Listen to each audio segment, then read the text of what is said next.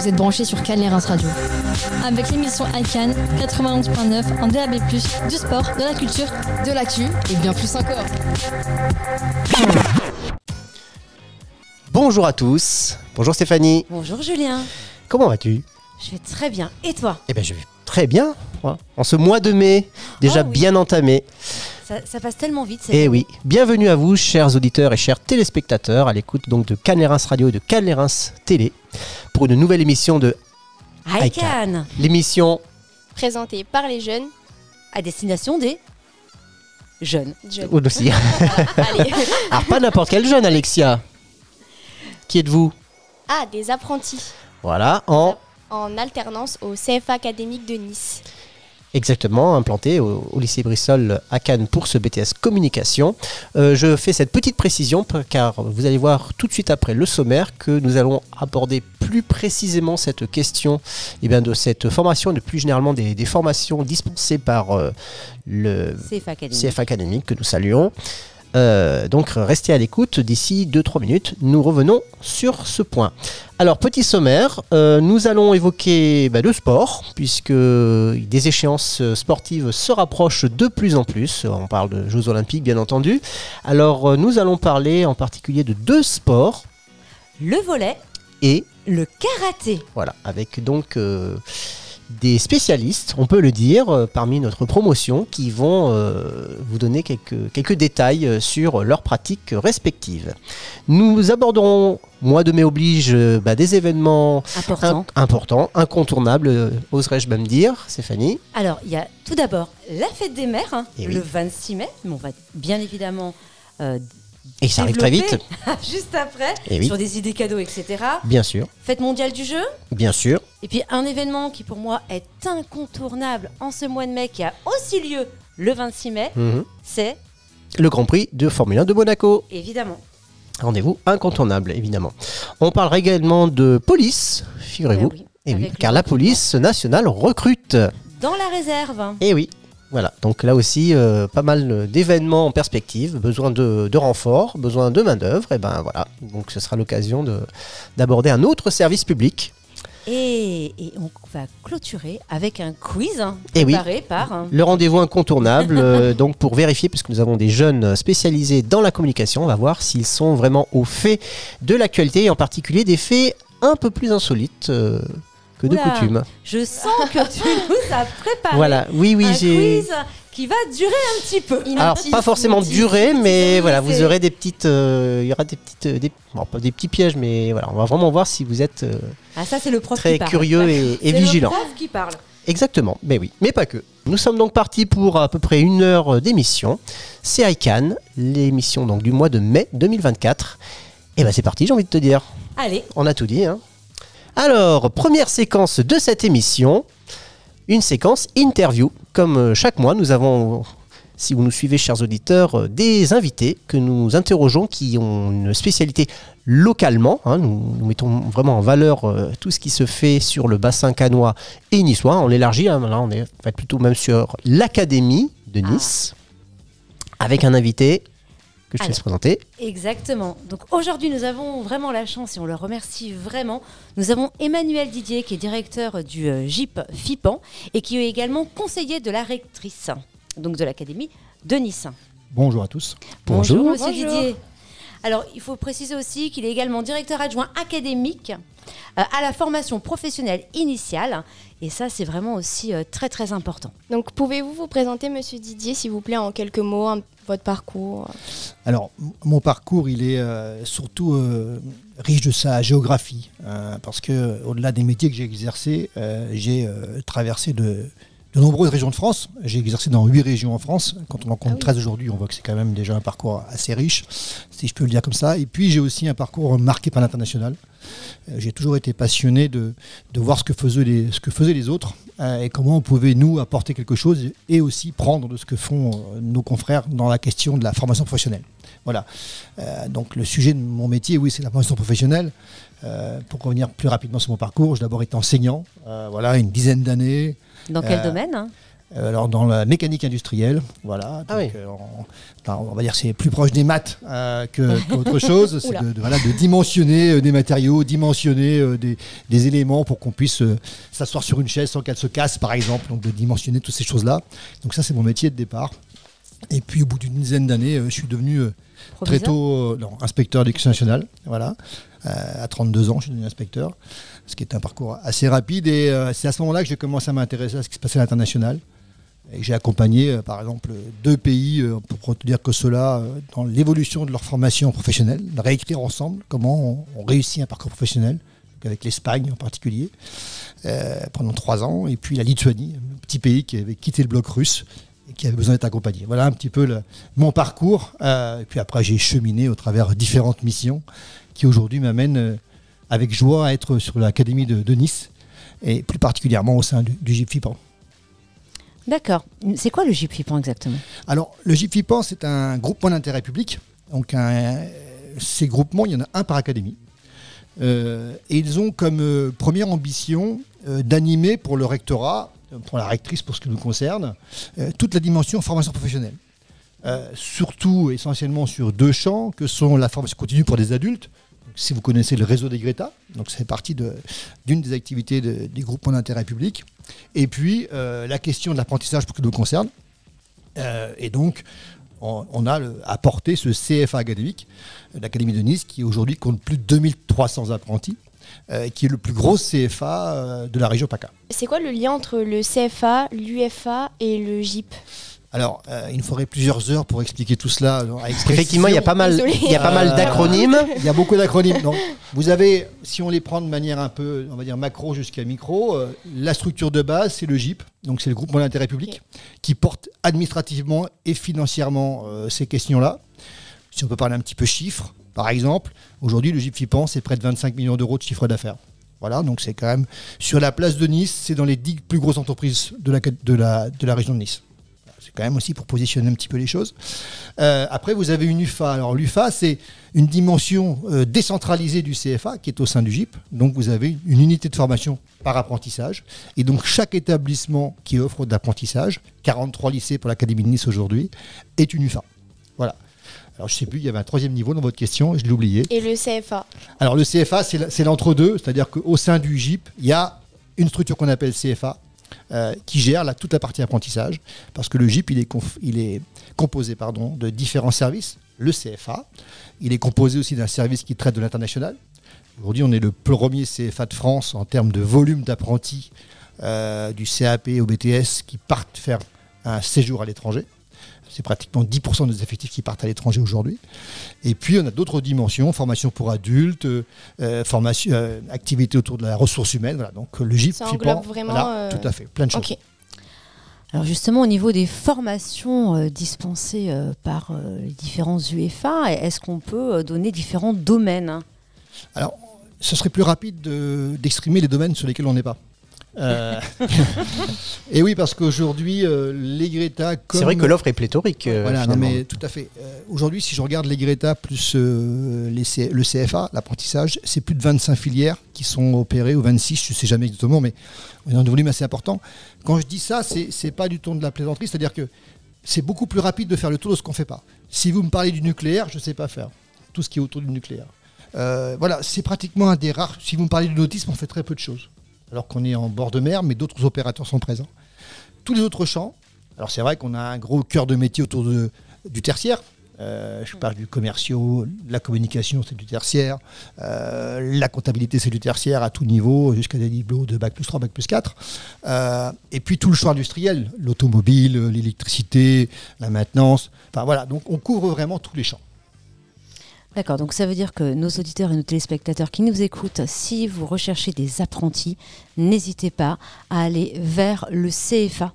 Académique, précisons-le, parce qu'il y a d'autres CFA qui ne sont pas académiques. De Nice, qui est service public. Et effectivement, on couvre énormément de domaines. Et comment le GIP FIPAN, il accompagne les entreprises et les formations les organismes de formation? Depuis que je suis arrivé, ça va faire 3 ans que je suis directeur de ce GIP, ma mission et sur quoi j'accompagne les collègues, c'est vraiment qu'on soit au service d'eux. Et je m'arrête souvent au service d'eux, parce que je réponds à la demande. Voilà, je ne suis pas dans l'incitation, je ne force personne. Une entreprise qui recherche un apprenti, on va répondre à sa demande. On va l'accompagner. Un jeune qui serait sans entreprise ou qui s'interroge sur est-ce que je vais en apprentissage ou est-ce que je reste sur un parcours scolaire, on va l'accompagner à faire le meilleur choix. Parce que chaque choix, c'est individuel. Et vous, en tant qu'apprenti, vous devez le savoir, mais la relation entre l'entreprise et l'apprenti, si elle n'est pas consentie à un moment ou à un autre, ça ne marche pas. Il faut qu'il y ait quelque chose qui se passe, quelque chose qui se matche. Voilà. Si on s'aperçoit que c'est excusez-moi de l'expression, mais un mariage forcé, ça ne marche pas. On a l'expérience de cela. Des fois, on fait des contrats qui sont presque forcés entre une entreprise et un apprenti, mais très vite, il va y avoir rupture. Et c'est normal. Donc, notre travail, c'est faire qu'on donne du lien à tout cela. Donc, j'ai des collègues qui sont en charge de l'accompagnement des apprentis, d'autres qui sont en charge plus de la relation commerciale vis-à-vis des entreprises, et puis d'autres qui sont en charge vis-à-vis des établissements d'accompagner les équipes pédagogiques à mettre en place, à trouver les bonnes solutions et les bons équipements. Voilà. Donc, notre mission, elle est plurielle, vraiment plurielle. Et j'ajoute, alors pour aller dans le prolongement de cette question, comment on arrive à gérer en tant qu'institution le caractère, on va dire, très mouvant du terreau économique local, et même plus que local, puisqu'on a quand même un contexte économique qui n'est pas forcément toujours favorable suivant les domaines d'activité. Comment est-ce qu'on arrive justement à concilier tout ça et à finalement proposer des offres qui sont toujours adaptées aux besoins des entreprises qui évoluent par définition constamment? Alors c'est une question qui est très très complexe, qui dépasse le cadre de la formation. Mais quand même, la question de la formation, c'est un fil conducteur qui est toujours présent, qu'on soit sur des filières qui sont en tension d'emploi ou à l'inverse, qui n'est pas besoin d'emploi. Parce que souvent, quand on a des filières où on a du mal à utiliser les personnels, pour le dire un peu trivialement, on va plutôt passer sur de la formation pour accompagner ces gens-là pour faire autre chose. Et puis quand on a des filières en tension, là, à l'inverse, on va proposer de la formation pour adapter les gens aux besoins que l'on a à l'instant T. Donc c'est un challenge en permanence, c'est une adaptation en permanence. Et puis la réponse et l'évolution aussi des techniques ou des environnements font qu'on doit adapter notre modèle de formation. Et ça, c'est vous, en tant que formateur, et c'est votre charge qui vous revient. Tout à fait. Et souvent, je le dis, c'est méconnu, on pense qu'on a un diplôme éducation nationale et que tout est figé dans ce diplôme. On pense que tout est écrit d'avance. Alors que c'est faux. Si on met en pourcentage tout ce qu'on peut faire évoluer dans un référentiel de formation, pour un BTS, c'est entre 25 et 30% du référentiel que vous pouvez adapter, de par le terrain de stage, de par ce qu'on fait aujourd'hui, qui n'est pas dans tous les BTS comme. Voilà, donc tout ça, ce sont des variables qu'on va adapter au terrain. Ici, je ne vois pas comment dans la com, on ne pourrait pas, à un moment ou à un autre, sensibiliser au Festival de Cannes qui commence mercredi, je crois, de mémoire. On n'en parle peut-être pas aujourd'hui, mais à un moment ou à un autre, ça nous impacte dans notre fonctionnement. Quand je fais un BTS comme à Lille, je ne vais pas venir parler... pas directement ou de manière aussi prégnante du Festival de Cannes. Mais je veux parler de la grande brocante, la braderie. La braderie, merci. Je cherchais le mot, mais je vais parler de la braderie avec les montagnes de coquilles de moules qui vont être mises sur les bords des étals pour pouvoir mesurer la meilleure vente. Voilà. Et on adapte. Et ça fait partie de la coloration et de l'adaptation au terrain et à l'emploi. Alors, maintenant, on a tous les jeunes aussi qui nous écoutent, parce qu'on sait que c'est une émission qui est suivie par les jeunes. D'ailleurs, qui a droit aux formations? Qui est éligible à ce genre de formation? Est-ce qu'il y a des limites? Alors en apprentissage, il y a une limite d'âge aujourd'hui qui est 29 ans. 29 ans, sauf si vous avez une reconnaissance avec un handicap. Et là, il n'y a plus de limite d'âge. Okay. Ah d'accord. La limite d'âge tombe dès que vous avez une reconnaissance, comme on dit RQTH, une reconnaissance de handicap, quelle qu'elle soit. Il n'y a plus de limite d'âge. Alors, vous avez moins de 29 ans, vous voulez... Pas tout à fait pour moi, mais allez-y. Vous avez moins de 29 ans. Vous souhaitez donc poursuivre vos études par voie... Ou suivre une formation nouvelle. Ou suivre une formation nouvelle. Comment on fait? Comment on fait? La dimension indispensable, c'est de venir nous voir. Alors, il y a un site, aujourd'hui, toute notre offre, elle est présente. Donc, fortpro-paca.fr. Voilà. Et là, vous avez l'ensemble de notre offre. Aujourd'hui, si vous tapez apprentissage et fortpro-paca, vous allez automatiquement tomber sur la page du CFA. Vous aurez toutes les bonnes adresses de nos fournisseurs en apprentissage. Exactement. Donc en fait, vous allez sur ce site, vous voyez toutes les formations possibles grâce au CFA académique de Nice. Ensuite, ça va vous renvoyer sur les fameuses UFA où vous pourrez prendre des informations, tout ce qui est. Donc nous, on Déjà connaître les types de formations aussi proposées. Exactement. Aujourd'hui, Il c'est y en plus de a 250 parcours qui sont proposés au sein du CFA. Ce qui est énorme. énorme, hein. Et si vous voulez faire donc un BTS communication ou d'autres BTS, donc tout ce qui est post-bac, nous sommes tous sur Parcoursup. Hein. Vous pouvez encore vous inscrire sur Parcoursup sur les BTS par voie d'apprentissage. Parce qu'il n'y a pas de de date limite, il n'y a pas de délai. Pas de date limite Parce pour l'apprentissage. Donc vous Puisque pouvez continuer à finalement, vous- l'inscription à une formation est assujettie à un contrat d'embauche. Exactement. Donc par contre, il vous faut une entreprise. Voilà, mais ça c'est vrai. Donc vous avez raison de rappeler qu'il n'y a pas de date, il n'y a pas de limite pour pouvoir s'inscrire. Mais on le sait quand même que quand ces questions-là sont réglées avant le démarrage de l'année scolaire, c'est quand même plus confortable, aussi bien pour le futur apprenant que pour l'entreprise, que pour l'équipe de formation qui sait un petit peu quel sera l'état de ses troupes à la rentrée.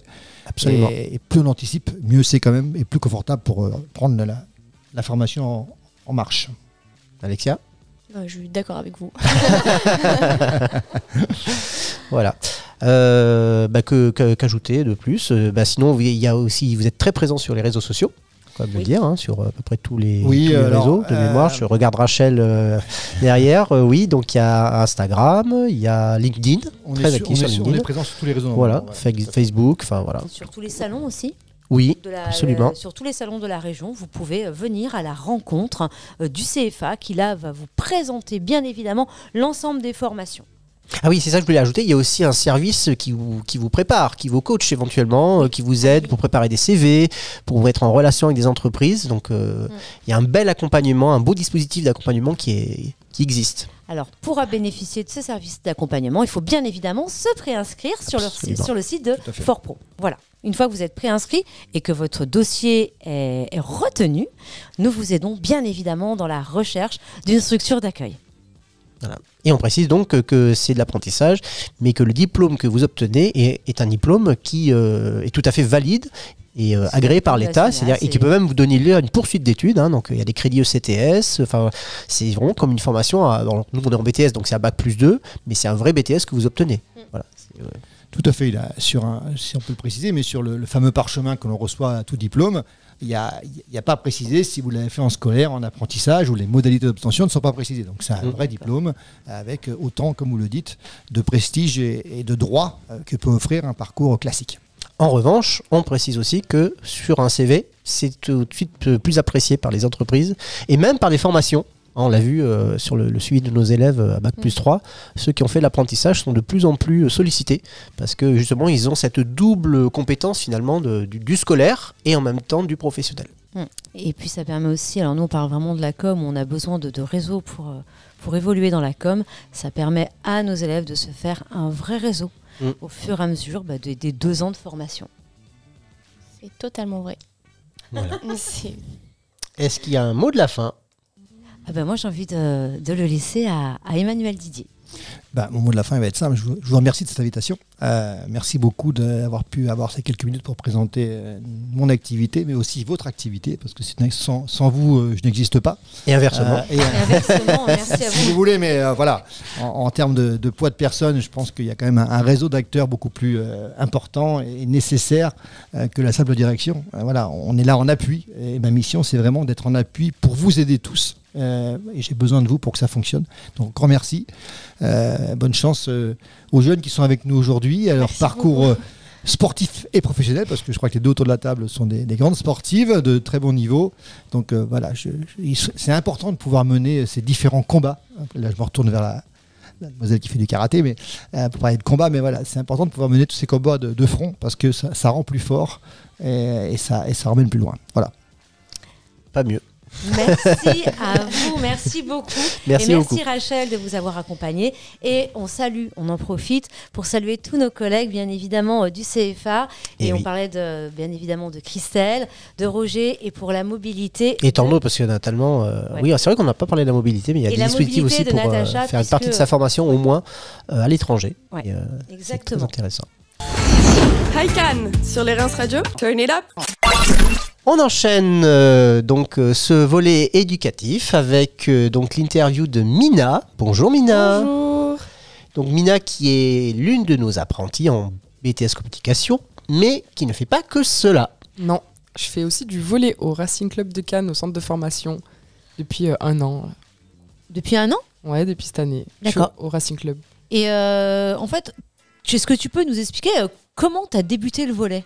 Alors, j'ai commencé il y a 3 ans. C'est ma 4e année de volley, là. Donc, ça fait pas longtemps que j'ai commencé. Et c'était ma prof de PS qui m'a initiée au volley. Elle était elle-même volleyeuse et elle m'a dit que j'étais grande alors qu'il fallait que je me lance dans ce sport et j'ai bien aimé. Alors, voilà. D'accord. Uniquement une question de taille? Oui. Uniquement D'accord. une question de taille. Alors uniquement, attends, on est sur uniquement. Tu aurais pu le basket aussi. Ouais, j'en ai fait aussi, j'avais arrêté. C'est uniquement une question de taille et en 3 ans, tu es devenu pro. Non, pas pro. Ah. Aspirant pro, au centre de D'accord. formation. Ok. Et qu'est-ce qui t'a attiré vers ce sport outre la taille? Du coup, j'ai essayé, ça m'a plu. C'est un sport assez. Il faut être assez tonique, mais sans être trop endurant. Donc, comme l'endurance, c'est pas tellement mon fort, c'était bien. En plus, ma première année de volley, il y avait mes copines. Donc, c'était fun. Et après, ça a pris plus de proportions. Mais au départ, c'était que pour m'amuser avec mes amis. Ouais. D'accord. Et est-ce qu'il y a des volleyeurs ou des volleyeuses qui t'inspirent, qui t'ont inspiré ou qui t'inspirent aujourd'hui? Et du coup, non, à la base, parce que je connaissais pas du tout ce milieu. Je connaissais personne, à part ma prof de sport et ma meilleure amie. Et c'est vrai que le volley, c'est assez un sport de famille. Donc la plupart des gens dans le volley ont leurs parents ou grands-parents qui étaient anciens volleyeurs. Moi, pas du tout. Donc je dirais que la personne qui m'a inspiré serait ma prof de PS. Mais, On peut la citer. Ouais, c'est Florence Africa. Ouais. Voilà. Alors justement, aujourd'hui, tu fais quand même beaucoup de volley, un très très bon niveau. Comment tu arrives à concilier ta vie donc de l'athlète, parce que tu es d'athlète de haut niveau, avec tes études et en plus ton apprentissage? C'est assez compliqué. Franchement, c'est très compliqué, surtout les semaines de cours, je dirais. Comme les emplois du temps sont chargés, je m'entraîne que le soir. Donc le matin, réveil à 6h30, le temps de prendre le bus. On arrive en cours à 8h, toute la journée jusqu'à 17h. Et à 18h, j'enchaîne en général la muscu, puis le volley jusqu'à 22h. Et après, c'est ça tous les jours. Et les semaines où je suis en entreprise, c'est vrai que j'ai de la chance. Ma patronne, elle est assez compréhensive là-dessus. Donc je commence tard le matin.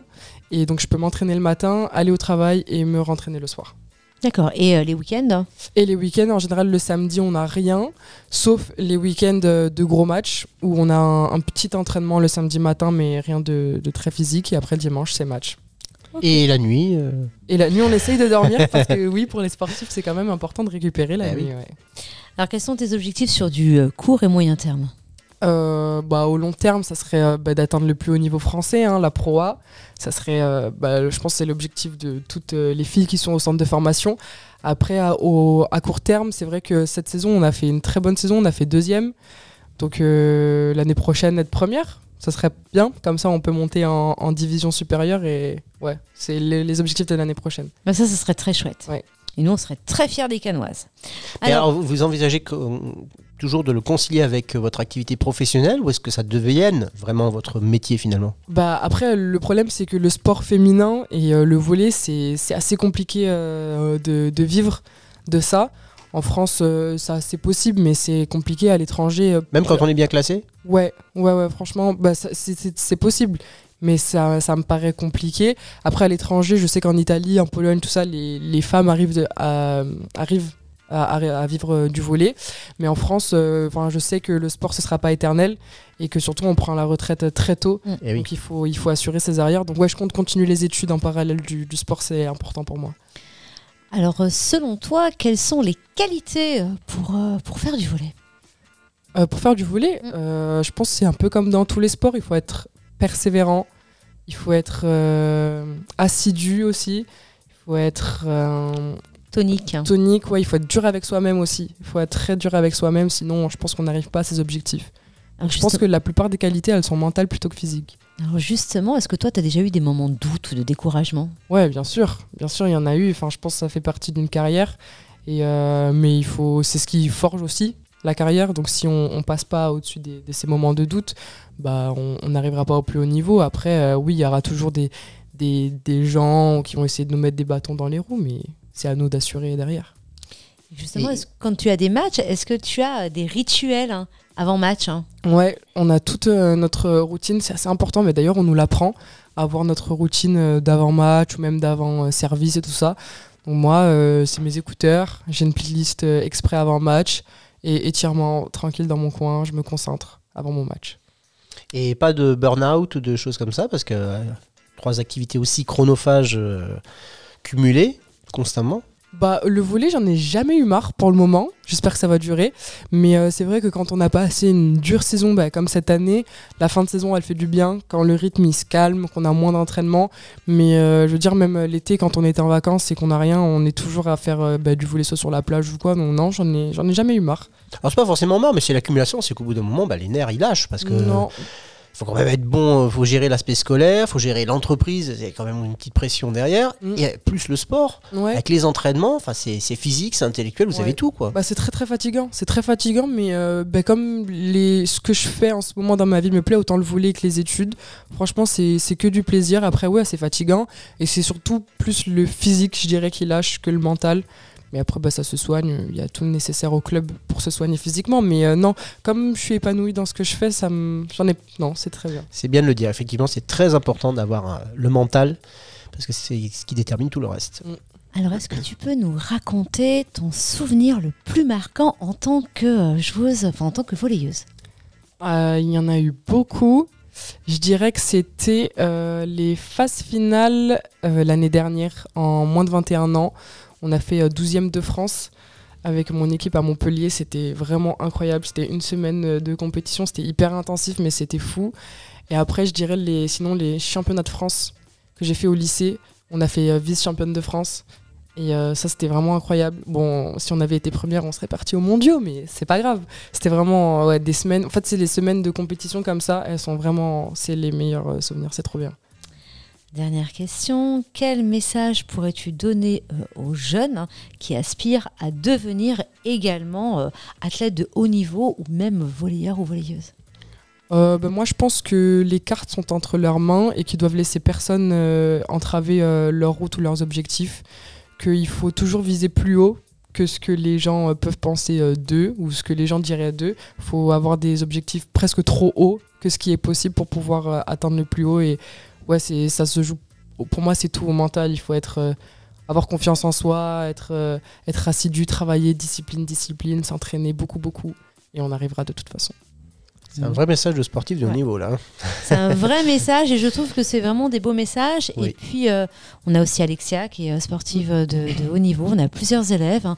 Oui. Et c'est vrai que je suis très admirative parce que je sais combien c'est dur, quelle rigueur. Et tu parlais tout à l'heure de routine. Et effectivement, les habitudes sont très, très, très importantes. Et dans les conseils que je donnerais, c'est effectivement tout ce que tu as dit, mais également d'avoir une vraie routine. Et une routine saine. C'est très très important. C'est hyper important. De bien manger, de dormir surtout. Le sommeil, c'est très très important. Donc il faut avoir sa routine et avoir le train de vie le plus sain possible, même si c'est compliqué, surtout quand on est jeune. On découvre un peu la fête, même les fast-food et tout ça. Il faut savoir se mettre ses limites. Exactement. Merci beaucoup, Mina. Merci. Fan de mode, accro aux tendances et aux nouveautés. Retrouvez Hype Cannes sur les Reims Radio Côte d'Azur. Ça va, Léane ? Mais très bien, et vous ? Oui. Donc on va continuer la séquence sportive de cette émission de mai de Hype Cannes avec donc l'évocation d'un autre sport. On parlait de volley juste avant la pause. Là, on va parler de karaté. Ah. Alors. Donc on va parler de karaté aujourd'hui. Donc du 8 au 12 mai ont eu lieu les championnats d'Europe de karaté en Croatie et plus particulièrement à Zadar. Donc l'équipe de France a ramené 10 médailles. Donc 10 médailles avec 2 titres de champion. Tout d'abord, on va parler du para-karaté. On a Noan Tudon qui a été médaillé d'or en kata, qui a une déficience visuelle et qui est notamment du VAR, qui est de 20 sur Karami. Ensuite, on a Virginie Boyer qui a été médaillée de bronze et qui est sur fauteuil roulant, donc aussi en kata. Et Jordan Fontenay, médaillé de bronze également en kata, mais lui qui est trisomique. Voilà. Et qui est originaire de Toulon. Ah, voilà. Un Toulonnais. Le Toulon, voilà, le Toulonnais. Les Varois en force. Exactement. On a aussi les Alpes-Maritimes, mais on va en parler un petit peu après. Ensuite, pour le combat, donc nous avons Alizé Agier qui est médaillée d'or en moins de 68 kg. Amine Elal qui est médaillée de bronze en moins de 60 kg. Nancy Garcia médaillée de bronze en plus de 68 kg. Et Mehdi Filali qui est champion du monde en titre qui est médaillée de bronze en plus de 84 kg. Et qui est de Marseille. Voilà. D'accord. Et enfin, on va parler des équipes. Donc, on a l'équipe combat femme qui est médaillée de bronze, l'équipe combat homme qui est également médaillée de bronze, et l'équipe kata femme médaillée de bronze également, avec une niçoise, Léa Ok. Sévran. Léa Sévran. Léa Sévran, niçoise, que je connais un petit peu. Ah Voilà, je connais un En petit peu, plus. je l'ai côtoyée, je l'ai arbitrée, je l'ai combattue également. Ah. Sur les tatamis. Et donc, je suis très très contente pour elle. Donc, une médaille en championnat d'Europe pour notre niçoise. Et en plus, nos équipes sont qualifiées pour les championnats du monde qui vont se disputer en Espagne cette année. Eh bien, cocorico. Voilà. Bravo. Bravo à eux. D'accord. Est-ce qu'il y a une autre actu à venir bientôt liée au karaté Mis à part les championnats du monde, pas grand chose, parce qu'on n'est pas aux Jeux Olympiques. Alors, on posait la question d'ailleurs en préparant cette émission. Il n'y a pas de karaté Pas pendant de karaté aux aux Jeux Olympiques. Comment ça se fait ça? Parce que j'ai vu, il y a d'autres sports de combat, hein, mais. Il y a le sport de combat. Il y a la lutte, il y a. Exactement. Mais, Ça a été mis au Japon, le karaté, c'était un essai. Et on n'a pas fait le. bah, c'est juste que ça suscite moins d'engouement que les autres sports. Je sais pas. Alors je sais que ceux qui connaissent pas le sport, notamment au JO 2020, donc au Japon, ils ont peut-être pas trop compris comment se passait le karaté. Parce que quand quand même, on connaît ça- pas les règles, quand c'est on connaît pas connu. les règles, on connaît pas trop. Alors Bah, que le but, c'est quand même de toujours mettre l'escrime. l'autre par terre, quoi. Enfin, En soi, c'est de l'escrime avec des pieds et des poings, ou pour les Ouais. katas, bah, c'est une démonstration. Mais on n'a pas fait le maximum pour que ça y soit. Et en plus, c'est dommage parce que le champion olympique est français, en plus. Steven Dacosta. Oh là Donc il là. peut pas remettre son titre en jeu et c'est dommage. On se contentera du MMA. Hein. Ils y sont pas. Ils y sont pas. Voilà. Merci Léane. Bah merci Julien. On vous bientôt. retrouve à la fin de cette émission. À la oui, fin, en j'étais en effet, train de oui. vérifier, oui. À la fin de cette émission pour le quiz de l'actu. Hein, En qui effet. arrive Et tout je à vais l'heure. gagner comme toujours. Mais comme toujours, Comme hein, toujours. c'est une question rhétorique. C'est ça. Nous enchaînons sans plus tarder avec toute autre chose. Donc, nous avons parlé de sport, nous avons parlé de formation. Nous allons maintenant parler de quelque chose de plus léger. Quoique, ça peut être préoccupant pour certains, parce qu'il faut réussir tout de même ce coup-là. Nous allons... Et oui, c'est à la fin, dans quelques jours, dans la fin de la semaine, il va y avoir un gros événement dans toutes les familles de France. N'est-ce pas, Alexia? Oui. Quel est cet événement? Fête des mères. La fête des mères. On va chipper la parole. Et voilà, en Allez. plus. Donc, là, sujet bien épineux. Mhm. Parce qu'il faut réussir à la fête des mères. C'est ça. Alors Plaisir le 26 mai, c'est la fête des mères. C'est l'occasion de célébrer toutes les mamans et de leur témoigner notre amour et notre reconnaissance. Mais trouver des cadeaux idéaux, c'est parfois assez compliqué, voire un véritable casse-tête. Donc pas de panique, nous sommes là pour vous aider. Donc il y a plutôt des cadeaux classiques, mais qui sont toujours appréciés. Par exemple, un beau bouquet de fleurs. Votre maman, elle aime les tulipes. Vous lui achetez un beau bouquet de tulipes. Ou alors, par exemple, un collier, des bijoux. Je sais que les bijoux, c'est très apprécié. Et si vous avez un petit budget, vous pouvez penser aux bijoux fantaisie qui sont très abordables et très tendance en ce moment. Voilà. On a aussi les cadeaux pour chouchouter notre petite maman. Donc les petites attentions, ça fait toujours plaisir. On peut leur offrir... Alors, est-ce qu'on peut se dire toujours, c'est l'intention qui compte? Est-ce qu'on Non. peut pas faire aussi quelque chose de bien? on peut Bah, faire ça quelque dépend. chose de Quand bien. on est petit, un petit trait avec un stylo sur une feuille blanche, C'est mignon. c'est mignon. Hmm. Après, quand on grandit, Quand on a 20 ans. quand on a 20 ans, On peut faire des jolis cadeaux avec pas grand-chose. Hein. Mais après, oui, oui, oui, c'est vrai. mais... Par exemple, sans dépenser aucun d'argent, on peut leur offrir des petits massages, des petites séances de soins du visage à la maison avec les produits qu'on trouve chez soi, hein, ou leur faire Vous couler l'avez un vous l'avez bain. fait ça? Non, mais ça me donne des idées pour cette année, par exemple. moi je Ouais, pense ouais, c'est que pas notre bête. maman elle serait contente, Ouais. quoi qu'on lui offre. Ça vient de ses enfants, donc. Oui, oui. Après, Qu'est-ce qu'on peut avoir Là, c'est plus encore, pour marquer le coup. C'est-à-dire que là, vous Oui, voyez, c'est vous ça. voyez le point de vue de la mère, mais votre point de vue à vous, c'est peut-être montrer que, justement, faire quelque chose d'un peu particulier pour montrer que... Bah, plus on grandit, plus on peut acheter des cadeaux avec notre propre argent. ça veut pas dire qu'il faut acheter un truc Non, très oui, cher, bien hein, mais... sûr. Mais après, par exemple, je sais, ce qui se fait beaucoup, c'est tout ce qui est montage photo, album photo, Oui. parce que ça se perd un peu de développer les photos. Et je trouve ça assez sympa de personnaliser un album pour sa maman, comme ça lui fait des souvenirs en papier et pas seulement sur son téléphone. C'est vrai, ça marche toujours C'est ça. sympa. C'est une valeur sûre. Vous avez aussi les cadres digitaux avec des photos qui défilent. C'est ça, même on peut graver, ça s'illumine de toutes les couleurs. Enfin, il faut Oui. plein de choses maintenant. Oui. Franchement, Et après, on peut aussi par contre offrir des souvenirs à sa maman en offrant des petites activités, lui proposer de partager un moment avec elle, un déjeuner en famille ou aller au cinéma, un resto, enfin quelque chose d'assez original où on s'est créé un petit souvenir de l'année, je sais pas, 2024. Vous avez fait un petit date avec votre maman et voilà. Date avec sa Un petit maman. date avec sa maman. un ouais. petit pique-nique, petite sortie au cinéma. Sympa. Alors, est-ce que vous, là c'est vraiment juste un sondage, vous privilégiez la surprise ou est-ce que vous essayez de lui demander un peu, de la sonder pour voir ce qui lui ferait vraiment plaisir? Je pense que ça dépend des mamans. Enfin, en connaissant un peu toutes nos mamans, on sait ce qu'elles préfèrent. Moi, je sais que la surprise, c'est ce qui fonctionne le mieux. Mais après, je vais pas apprendre aux gens à connaître leur maman. Enfin, tout le monde les connaît parfaitement. Donc, Bien sûr. Je pense que ça dépend du cadeau qu'on veut lui acheter. Mhm. Par exemple, moi, je sais que j'ai un grand frère, donc il faut s'accorder avec son grand frère, et ça, c'est très compliqué des fois. Et oui, mais faites le pas de plus doublon quoi. C'est ça, mais le plus souvent, c'est la surprise. Et là, c'est chacun son cadeau. Je sais Donc, pas il y a une encore, petite on a concurrence, pas alors. réfléchi. Non, il n'y a pas de concurrence, mais Mais après, je En pense peu général, c'est importe ça. une maman, s'il y a une petite attention qui est faite, elle sera toujours Oui, contente. oui, Peu c'est importe. sûr. je pense que le plus important, c'est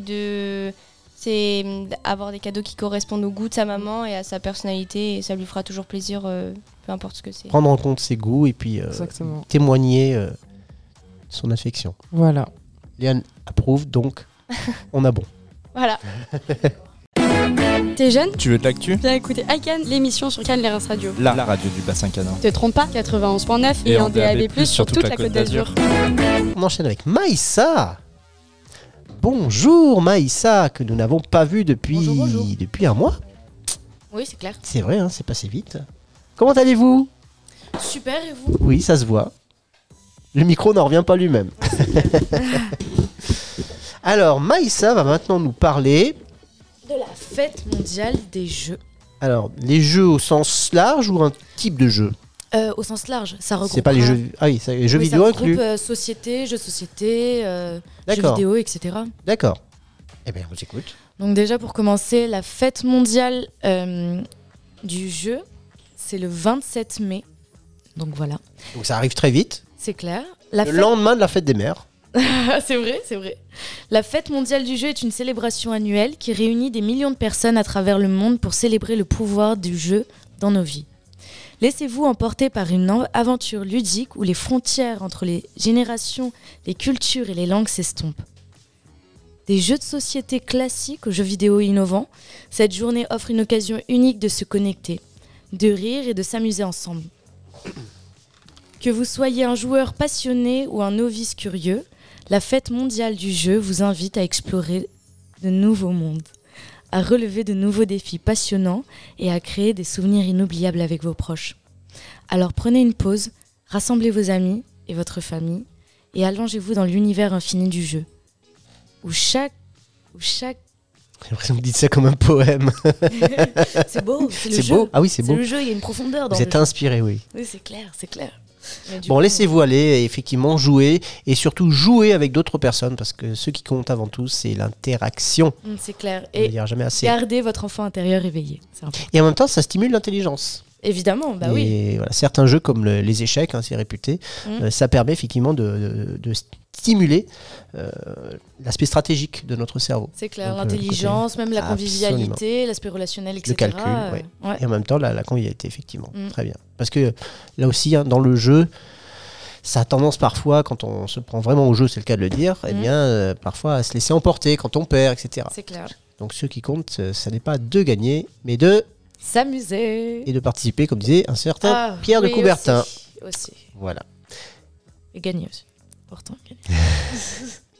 Merci Maïssa. Merci à vous. On vous retrouve dans très peu de temps pour nous parler d'un autre événement qui va arriver aussi le 26 mai. Décidément, je ne sais pas ce qu'il y a ce 26 mai là, cette année, c'est incroyable. On enchaîne donc avec Kélian qui va aborder avec nous. Bonjour Kélian, qui va aborder avec nous la question du recrutement dans la police nationale. Exactement, donc plus précisément le recrutement de la réserve de la police nationale, puisque depuis quelques années, pour pallier à une hausse du sentiment d'insécurité en France, la police nationale elle a mis en place un recrutement, on appelle ça la ROPN, la réserve opérationnelle de la police nationale, où en fait ce sont des gens qui ont plus de leur activité quotidienne, donc d'un travail, donc ça peut aussi correspondre à des étudiants, puisque ça peut se faire en plus de leurs études, participent aux missions régaliennes de la police, c'est-à-dire les patrouilles. C'est comme les pompiers volontaires. Hein. Exactement, c'est exactement le même principe que les pompiers volontaires. La formation pour faire cette réserve opérationnelle, elle est en plus assez courte, c'est divisé en 3 modules de 1 semaine chacun et est limité après à 90 jours par an d'activité opérationnelle. C'est quelque chose qui est très intéressant puisque il y a certes la police, mais il y a également toutes les compétences que ça peut apporter pour notamment des jeunes, puisque cette émission elle est surtout ciblée sur les jeunes et c'est vrai que c'est vraiment compatible avec les études et c'est tout nouveau en fait. Et donc c'est rémunéré Exactement, c'est rémunéré à hauteur de 74 € pour la vacation de 7 heures. D'accord. Voilà, ça peut faire en plus, effectivement, ça peut arrondir les fins de mois, c'est quand même assez intéressant. Et c'est cumulable avec un autre Exactement, métier. Oui. Et puis alors, c'est de l'argent qui n'est pas imposable, puisque c'est une indemnisation, c'est pas un salaire, donc c'est pas imposable. Et c'est cumulable, effectivement, avec une activité professionnelle ou scolaire. C'est le cas notamment de beaucoup de personnes. Il y a beaucoup de personnes qui sont en activité aujourd'hui. Voilà. Et est-ce que c'est lié au fait qu'il y a pas mal d'événements en France ces temps-ci, et notamment les JO ? Effectivement, voilà, cette année, on accueille les JO. Ça, c'est une mobilisation. Parce que j'ai vu qu'on accueillait quand même des policiers qui venaient de Pologne, d'Allemagne, d'autres pays. Exactement. En fait, avec l'Union européenne, on a une mise en commun des moyens de nos moyens de sécurité civile. C'est exactement le cas aussi avec les pompiers, pour les feux de forêt, avec les Canadair, tout ça. Et on a des Canadair, par exemple, italiens, qui sont venus quand il y avait des feux dans les Alpes-Maritimes. Et donc c'est exactement le même principe avec la police. On accueille des policiers étrangers et donc la réserve, elle vient aussi pour combler ce manque de personnel que nous avons dans la police. Bien sûr. Et donc pour des gens également qui ont des compétences techniques spécifiques, par exemple en informatique ou dans ces secteurs-là, on peut aussi être réserviste spécialisé et donc mettre à profit nos compétences de la police nationale, quoi. D'accord. Et est-ce qu'il y a des contraintes, c'est pas le bon mot, mais est-ce qu'il y a des impératifs plutôt liés, par exemple, limite d'âge ou conditions physiques Alors, comme pour tout policier. Parce que aussi, pour les JO, j'ai vu qu'il y avait pas mal de retraités qui se mettaient, qui postulaient pour la sécurité. Exactement. Alors ça, c'est de la sécurité privée. C'est complètement différent. C'est une activité professionnelle. Mais pour la police nationale, effectivement, il faut quand même être un bon sportif parce que c'est un métier qui demande. S'il faut courser quelqu'un, oui. Exactement, qui demande une endurance particulière. On a également du matériel qui est assez lourd puisqu'on est armé exactement comme un policier. Ah oui, donc si j'avais posé la question. Exactement. En fait, on est armé comme un policier actif avec une arme de poing dite létale et après on a des armes de poing non létales plus le gilet pare-balles. Donc c'est un équipement qui est lourd avec qui on peut rester des heures, par exemple au soleil, pour faire de la sécurisation. Donc il faut être en bonne capacité physique et puis après il faut avoir la nationalité française et concernant la limite d'âge, elle est assez large, donc ça normalement ça pose pas de soucis. Et j'imagine pas de casier judiciaire. Voilà, pas de casier judiciaire. En fait, c'est les mêmes prérequis qu'un policier normal au niveau civil, quoi. Au niveau de l'état civil, il faut le même. D'accord. Voilà. Et puis pourquoi pas, ça peut éveiller des vocations. Exactement, voilà. C'est le but aussi, c'est de pouvoir rentrer et essayer de faire carrière dans la police en fonction des profils. Si ça plaît, pourquoi pas, ça reste ouvert. Et en plus, ça permet de passer un concours après en interne, donc ça facilite vachement le recrutement. D'accord. Donc si on est intéressé. Alors si vous êtes intéressé, les recrutements, elles se font sur le site de la police nationale, police-nationale.intérieur.gouv.fr.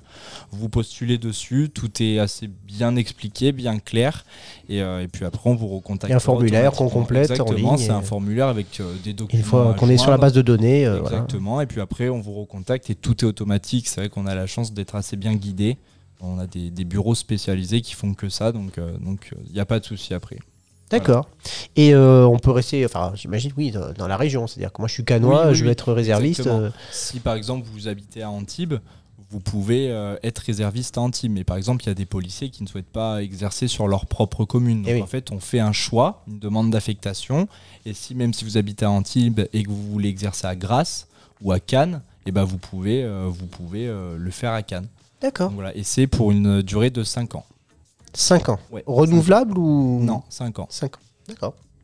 Parfait. Voilà. Merci Kélian pour ces précisions. Donc, avis aux amateurs, si vous cherchez un complément de travail ou un travail tout court, eh bien, la police nationale recrute. Voilà, exactement. Voilà. Merci Kélian. On enchaîne avec Maïssa le retour, qui va nous parler d'un événement, là aussi, qui va demander beaucoup de sécurité. C'est clair. Parce qu'il va y avoir beaucoup de monde sur un certain rocher monégasque. Qu'est-ce qui va se passer ce dimanche 26 ? Le 81e Grand Prix de Monaco. Eh oui. Donc le Grand Prix de Monaco 2024 est l'une des courses les plus emblématiques de la Formule 1. Elle se déroule sur le circuit urbain de Monaco, un parcours étroit et sinueux à travers les rues de la principauté. Et c'est le circuit le plus lent du championnat. Ah bon ? Ouais. Je connaissais pas ce fait. Et qui comporte à la fois le virage le plus lent de la Formule 1, donc c'est le virage du Loves, ou anciennement appelé le Loves, parce que je crois qu'il a changé de nom. Et celui le plus serré ? Et le virage le plus rapide du championnat, qui est donc le tunnel. Ok. Voilà. Ils sont juste... Il y a 2 virages d'écart, quoi, entre les deux. Donc du plus vite, du plus court au plus vite. D'accord. Du plus lent au plus vite. Dans ce Grand Prix, les pilotes affrontent des défis uniques, notamment des virages serrés, des changements d'altitude. En attendant, le Grand Prix Monaco 2024 est quand même un incontournable, surtout après le Covid-19, etc. Ça fait quand même du bien.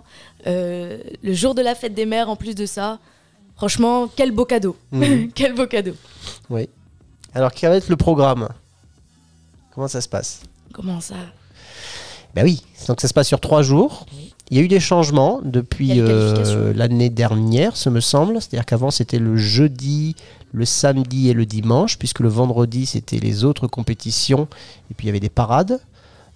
Pour des raisons d'écologie et d'économie, les festivités ont été raccourcies sur 3 jours, donc du vendredi au dimanche, tout inclus. Okay. Il y a eu le Grand Prix de Formula E qui a eu lieu il y a quelques semaines. Donc, en prélude. Formule 1, mais électrique, en ligne, en fait. Non, électrique. Électrique, ok. Oui, c'est la Formule électrique. Là, la Formule 1, donc ça va être le vendredi avec les essais libres, le samedi matin, essais libres, le samedi après-midi, qualification, pour avoir la grille de départ. Et c'est très important, c'est le circuit sur lequel l'exercice des qualifications est le plus important, car comme il est très difficile de dépasser en course, eh bien, il convient d'être le mieux placé possible sur la grille de départ, en sachant en plus que comme c'est le circuit le plus lent du championnat, les petites équipes qui généralement sont pénalisées parce qu'elles manquent de vitesse par rapport aux plus grandes, et bien finalement elles sont moins pénalisées et donc peuvent jouer des qualifications optimisées. Et donc potentiellement, c'est ce qui est arrivé à Esteban Ocon l'année dernière, qui avait une bonne place sur la grille, qui est monté sur le podium. Incroyable. Alors qu'il n'avait pas forcément la voiture qui lui permettait de le faire, mais il avait réussi à bloquer les pilotes qui étaient derrière lui, notamment Hamilton, je crois, et qui avait pu réussir à finir 3e. Voilà. Et si en plus de la pluie et de la partie, alors là, ça rebat complètement les cartes. Et on peut avoir un cas extrême comme la version de 1996, dont Stéphanie se souvient, j'imagine. Mais bien évidemment, je te laisse présenter, j'arrive. 1996 Grand Prix de Monaco. Qu'est-ce qui s'est passé ? Je peux partir. Voilà. T'as vu comment tu es ? Tu es passionné de F1, tu ne sais pas ça ? Voilà, ça a été le record en fait de voitures, d'abandon de voitures. Il n'y a eu que 4 voitures à l'arrivée, alors qu'il y avait cassé, voilà. C'est ce que j'ai dit, mais bon. Et la victoire d'un certain Olivier Panis, qui était la dernière victoire française avant celle de Pierre Gasly à Monza en 2020. Et oui, tu peux vérifier. Alors tu sais, j'ai entièrement confiance en toi, donc je ne vais pas aller vérifier. Voilà, parce qu'il y avait eu de la pluie et effectivement il y a eu un gros carambolage au virage du Portier, je crois 2 tours avant la fin. Et effectivement il n'y avait plus que 4 voitures à l'arrivée. Et donc c'est Panis sur la Ligier à l'époque qui avait franchi le premier ligne d'arrivée. Il y avait un temps pourri. Et il avait bah plu, oui, c'est ce que je disais. Oui. Ah ouais. J'ai pas écouté En fait, le début, excuse-moi. C'était pas le déluge, mais les conditions étaient piégeuses, donc il y a eu un En fait, je me suis empilement de permis 4 voitures qui se sont rentrées dedans à la suite, et donc ça a libéré la place pour les autres. Voilà. Et en fait, c'est juste parce que j'avais entendu Lewis Hamilton, je me suis dit, tiens, je vais venir faire un Eh tour. oui, hein. j'avais dit Et qu'il a puis- été battu par Ocon l'année dernière. Voilà, Oui, c'est tout à fait. C'est exactement ça. Voilà. J'ai juste entendu et d'un seul coup, je suis Donc absolument cette année, bah, peut-être ce sera l'inverse. Peut-être ce sera Hamilton qui va gagner. Ah, qui sait Qui sait? Qui sait? Ça On peut croire au miracle. Mais je crois au miracle et puis j'ai foi en Lewis, vraiment. Alors en la Mercedes, beaucoup moins. Voilà, je Oui, suis. mais comme c'est totalement Monaco, à la limite, Comme c'est Monaco, même avec une caisse à savon, tu peux faire quelque chose. non, on n'a pas dit que Mercedes c'était une caisse à savon, on le pense pas. Ni toi ni moi. Hein, Enfin, cette année, c'est pas la meilleure voiture. l'a Mais pas dit. on attend les nouveaux packages qui arrivent, qui effectivement peuvent être. Voilà. On verra. Voilà. Et puis, donc moi, ma petite particularité, pour ce 26 mai, c'est les couleurs bleu, blanc, rouge. Hein. Mhm. Donc derrière une écurie 100% française, que ce soit sur la voiture ou sur les coureurs. Donc on sait derrière qui je serai ce 26 mai. Sans oublier le régional de l'étape. Monaco. Le régional de l'étape. Oui, Leclerc. Hein. Bah oui, Mais quand pardon, même. excuse-moi, Bah, excuse-moi. Il y a quand même C'est régional tout un tas qui de m'a- tout le public francophone qui vient exprès pour le soutenir, plus les Italiens et Oui, plus les et supporters de Ferrari. Ferrari. Donc Non, ça mais fait du c'est monde. juste le mot régional qui m'a perdu, tu vois. Voilà. T'as réussi à me perdre avec un mot. Il est chez lui. Ouais. D'ailleurs, entre les séances d'essai, il va chez lui se reposer, puis il revient voilà, dans à son l'aise. salon. Bah puis, oui. Alors Hamilton, c'est enfin, pareil. sachant hein. qu'ils les 3 quarts des pilotes habitent à Monaco. Donc, en fait, c'est le circuit à la maison, en fait. Ouais. C'est le stade local. meilleur exemple, c'était Raikkonen en 2005 quand il avait abandonné et qu'il était allé, il était sorti de la piste. Enfin, il avait une casse moteur plutôt. Il est rentré chez lui. Il est rentré sur son bateau. Donc la fin du Grand Prix, il était en t-shirt sur le pont de son bateau à bronzer, alors que 10 minutes avant, il était en piste en train de courir à 300 à l'heure. Ah, Voilà. sacré Kimi. C'est Monaco et c'est Kimi, voilà, qui nous manque beaucoup en attendant l'arrivée d'un autre Kimi, Antonelli, dont on entend beaucoup parler. Mais ça, c'est un autre chapitre. Donc, Grand Prix de Monaco, le 26 mai, Oui. À 15h. à 15h, le départ, absolument à ne pas louper. C'est vraiment l'un des Grands Prix les plus prestigieux. C'est clair. Ça fait partie des victoires dont tous les pilotes rêvent d'obtenir. Voilà. D'avoir dans leur palmarès. Absolument. Cannes Reims Radio, tout est permis. Même sans permis. Avec Akan et l'émission, La fête n'est jamais finie. sur toute la Côte d'Azur. En DAB+, sur 91.9. Et on arrive à la fin de cette émission avec la dernière séquence que tout le monde attend. C'est pas du tout Oh, quel jeu d'acteur. naturel. Voilà. Merci Stéphanie, je me suis senti moins seul sur ce coup-là. Donc dernière séquence, tant prisée par nos élèves, la séquence test, pour savoir si vous êtes de bons étudiants en communication. Oui, évidemment. Je parlais pas pour Léane, je parle pour les autres. Mais Léane, on sait que vous êtes au top. on est tous très cultivés Ah. en communication. Alors, c'est pas forcément de la culture, mais c'est au moins être au courant de on ce est au qui courant, se ne passe vous inquiétez pas. Voilà. On est Dans le on est monde. au courant de tout. Parce que la culture, c'est comme la confiture. Moins on en a, plus on l'étale. Oui, moi j'avais une autre version, mais Ouais, coupez au montage. celle de Pierre Desproges. Faudra couper s'il vous plaît, Julien. Vous savez ce que disait Pierre Desproges sur la culture vous venez de dire que vous avez de la culture. Mais bien sûr. Eh bien, Pierre Desproges disait la culture, c'est comme les parachutes. Quand on n'en a pas, on s'écrase. On chute. Bon, c'est pas grave. Allez, donc quiz de l'actu. On a 2 équipes, donc l'équipe de Léane, Alexia et Maïssa d'un côté, l'équipe des courageux, donc Mina et Kélian de l'autre. À la fin, il en restera qu'un. franchement. Que le meilleur gagne. Alors, donc je vais vous donner des affirmations. Vous me direz tout d'abord si c'est un faux ou un tox. Oui. Ça vous êtes habitué. Et on justifie. Mais sur quelques questions, Aïe, aïe, aïe. je demanderai des précisions. Oh là là. Ah bah oui, sinon c'est trop simple de dire au non. hasard. Bah oui. Non. Vous êtes prêts? Oui. Et Stéphanie donc compte les points. Hein. On attend la fin de la phrase. Tout le monde est prêt? Allez, on y va. Première affirmation, code de la route. Les autorités françaises réfléchissent actuellement à créer une 4e couleur sur les feux rouges. Un faux ou un tox? Info. Pourquoi? Alors quelle serait cette couleur et pourquoi? Bleu. Bleu. Comme ça. Bleu. Bah non. Intox, non, ce n'est pas une intox. C'est une info. C'est Allez, une hop, info. allez, hop, allez, hop, allez. Source Autoplus, donc l'introduction d'une 4e couleur, blanc, dans les feux de circulation est proposé pour indiquer la présence à proximité de véhicules autonomes. C'est les véhicules autonomes avec un Z.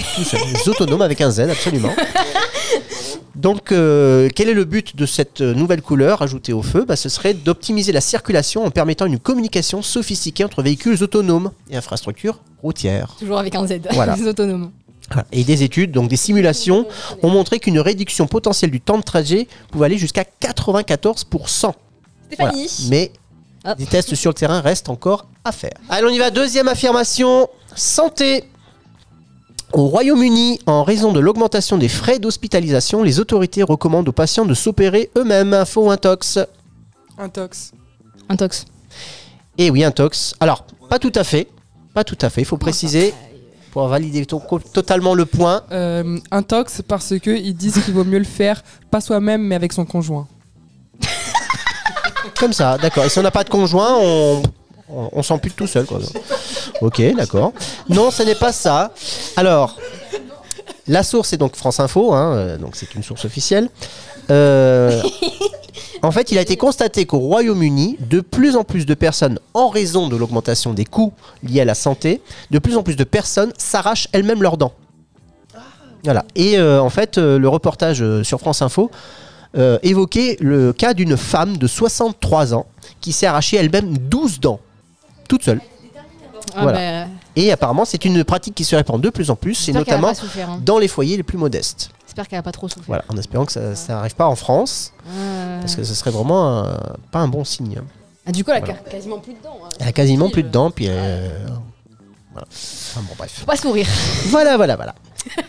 Troisième affirmation, intégration. Dans une commune suisse, un Français s'est vu refuser la naturalisation, donc suisse, car il n'achetait pas assez de chocolat local. Info ou intox ?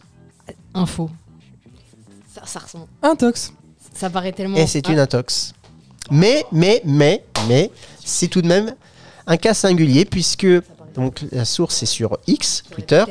En réalité, la naturalisation de cette personne a été refusée, donc il était français, car il avait tondu son gazon pendant les jours fériés, ce qui avait dérangé ses voisins et le calme public. Voilà, on a les rodéos urbains qu'on mérite. Ouais, sympa. C'est vrai en plus. Voilà. On continue. Quatrième affirmation, cinéma. Donc Festival de Cannes oblige. Les acteurs Mel Gibson et Mark Wahlberg ont annoncé la création d'un studio de production non woke pour permettre la réalisation de films échappant aux normes liées à la cancel culture. Info ou intox ? Info. Source Reuters, effectivement. Donc plusieurs autres figures célèbres ont déclaré vouloir rejoindre ce projet. Donc qui va voir le jour et qui risque même de faire du bruit. Donc parmi les autres figures célèbres qui envisagent de rejoindre ce projet, on a Roseanne Barr, James Woods, un acteur mythique des années 80, Robert Downey Jr. Ah, Iron Man. Eh oui, qui a déclaré, je cite, j'en ai ras-le-bol d'Hollywood. Ah. On a aussi Harrison Ford. Ok. Et on évoque, alors pas officiellement confirmé, mais on évoque aussi Angelina Jolie et Nicolas Cage. Et le tout donc soutenu par Elon Musk qui va investir, excusez du peu, $1 milliard dans cette entreprise. C'est pas beaucoup. C'est pas beaucoup, mais c'est déjà pas mal. On peut faire quelques films avec ça. C'est pas beaucoup pour Elon Musk. Oui, c'est pas faux. On continue ? Ouais. Musique. La Tchétchénie a interdit la diffusion de musique dans tous les espaces publics. Info ou intox ? Vrai. Info. Intox. Alors pourquoi ? Vous pouvez répéter la question ? Bah non. La Tchétchénie a interdit la diffusion de musique dans tous les espaces publics. Ah mais non, mais c'est faux. C'est une intox. Alors c'est une intox, mais pas complètement. Ah, Kylian. C'est les musiques trop lentes ou trop rapides. Très bien. Alors là on valide pour même 2 points. Mais comment ça ? En fait, c'est la musique jugée trop rapide ou trop lente. Elle doit correspondre à un tempo allant entre 80 et 116 battements par minute. On souhaite bon courage aux DJ locaux. Hein. Aïe. Voilà. Va falloir calculer. Hein. Donc c'est par rapport effectivement à l'impact que ça peut avoir sur les mœurs ou les comportements. Je ne sais pas. Média. Le plus ancien jeu télévisé de France Télévisions, de France tout court, va disparaître des grilles des programmes à la rentrée prochaine. Je connais la réponse. Info. Je connais la réponse. Alors, il n'avait pas fini la phrase. C'est quel jeu ? Des chiffres et des lettres. Des chiffres et des lettres. Très bien. Après plus de 50 ans d'existence, source Agence France Presse, donc le plus ancien jeu télévisé va disparaître en septembre. Voilà. J'en fichais les Anne. Mais est-ce que, non mais sincèrement, est-ce qu'il y a des gens qui regardaient, mis à part les personnes un peu âgées? Ben, c'est déjà pas mal. C'était un rendez-vous incontournable. Ah ouais, ben, ça date des chiffres et des lettres. Ah oui, d'accord, mais bon, il y en a aussi qui regardent Plus belle la vie alors. Alors, vous insinuez quoi? Vous insinuez que je regarde Plus belle la vie? Hein? Vous insinuez que je regarde Plus belle la vie? Je regarde pas. Ça se passe à Marseille. Mais je regarde pas. Jamais regardé un seul Mais épisode. vous n'êtes pas une vraie Marseillaise. Alors que je les ai interviewés, hein, mais jamais. En plus. Voilà. Allez, mode.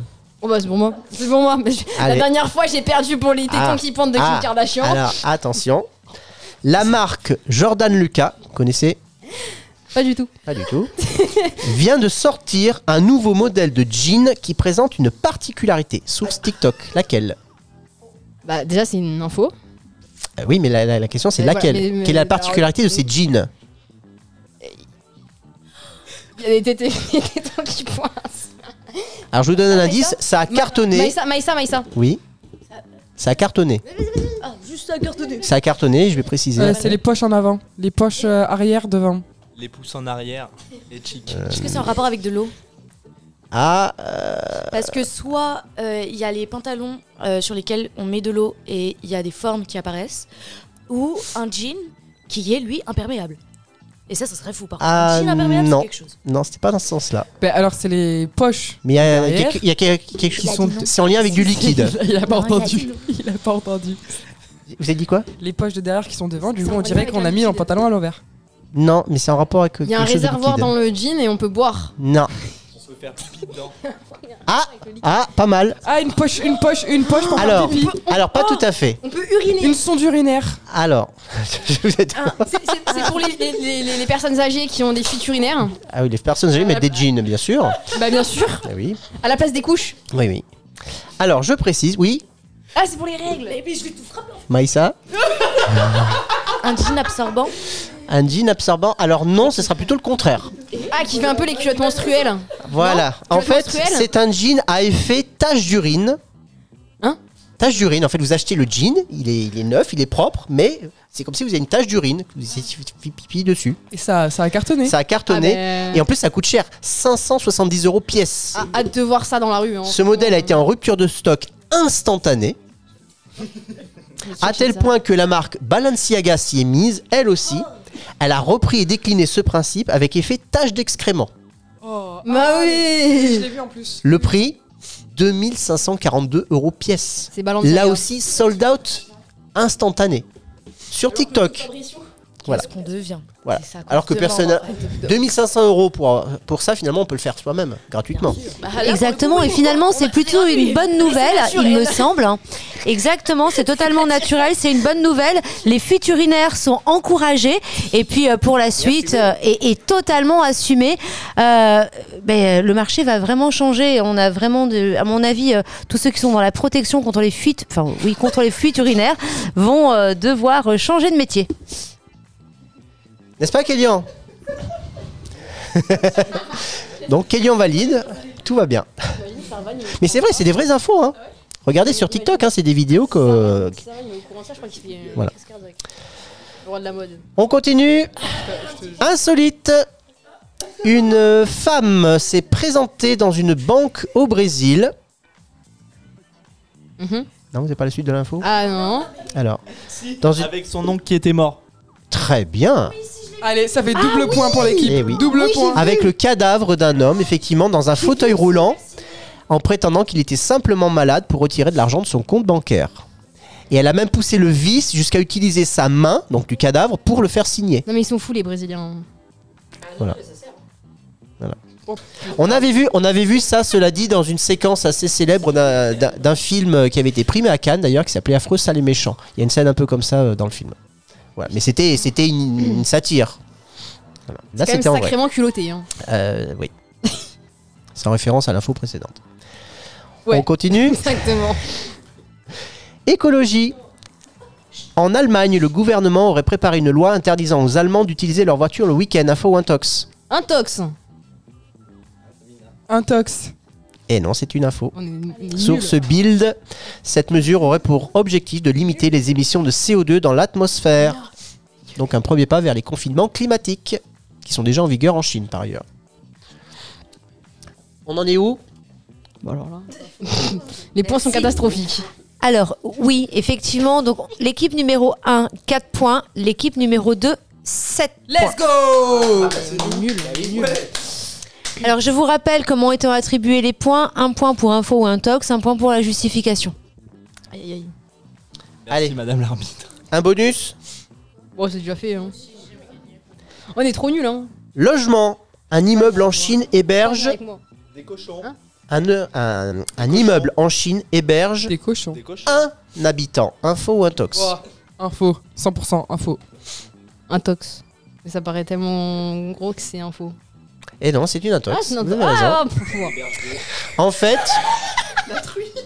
En fait, je crois que c'est l'un des immeubles les plus peuplés au monde. Donc sur un immeuble, c'est dans la ville de Hangzhou, en Chine.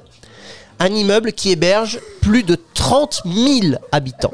Et B, c'est une ville. Donc là, pour la fête des voisins, bonjour. Hein. Ah, c'est une ville. 30 C'est 000 ça. habitants 30 000 dans un habitants immeuble. dans un immeuble. C'est énorme. Voilà, c'est la moitié de Cannes en fait, en population. Dans un immeuble. Il fait combien d'étages l'immeuble? Aïe. Beaucoup. J'imagine. Voilà. C'est ça. Et B. On en fait une dernière ou c'est bon? On Encore? enchaîne? Ah, vous Ouais, en voulez putain, on s'arrête encore? plus, Allez, hein. moi j'en ai plein encore. On Hein. ne s'arrête plus. En Californie, Oh, quel espagnol. un cambrioleur a utilisé un déguisement insolite pour pénétrer dans une maison. Lequel? Un sac poubelle info. Très bien, bravo. Bah voilà. Bah voilà. Bon, bah, Bah voilà, GG, hein. bien joué. C'était peut-être pas un déguisement. Hein. T'as trop la rage. C'était peut-être pas un déguisement. Hein. Voilà. Alors, je sais que vous êtes Allez, tous, tiens, vous voulez tous les résultats. L'équipe numéro 1, 5 points. L'équipe numéro 2, 9 points. Bravo, Mina Bravo. et Kélian. On est nuls. Bravo. Let's go. Ils étaient moins nombreux et ils ont gagné. On est nuls. Voilà. Non, pas nul. Bah si. L'essentiel est de... Voilà. Bravo Léane. Non. On n'est pas comme ça. On se retrouve le mois prochain, absolument. Merci de votre attention, chers auditeurs, chers téléspectateurs. Nous vous quittons pour mieux vous retrouver le mois prochain, donc pour une nouvelle émission de ICANN qui sera l'avant-dernière déjà de la saison. Oui, celle du mois de juin, Eh avec plein de choses à dire. Et un beaucoup programme de très fêtes. musical. Oui. Me trompais-je? Oui, non, tu te trompes pas, Je pense qu'au mois de juin, j'aimerais bien retourner dans les années 2000. Qu'est-ce que t'en penses, toi? Ah oui, moi aussi. C'était bien les années 2000. Hein. Ouais. Allez, on vous en dit pas plus, mais je pense que vous allez apprécier. Tu veux du divertissement? Connecte-toi sur ta station préférée, Cannes Radio 91.9 et en DAB+. Trouvez toute l'actu du moment grâce à l'émission ICANN Par les jeunes et pour les jeunes.